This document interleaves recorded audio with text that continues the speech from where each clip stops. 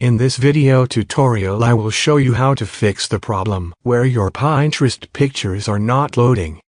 So if you open the Pinterest app and the pictures and videos won't load, then I will show you a couple of solutions to solve this issue.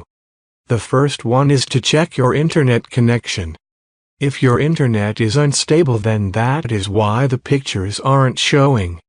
So go to phone settings and check that you are connected to the right Wi-Fi. If you use mobile data, then you may want to switch to a stronger Wi-Fi connection. But if your internet is good, then we may have a problem with the app cache. So open your Pinterest app and go to your profile.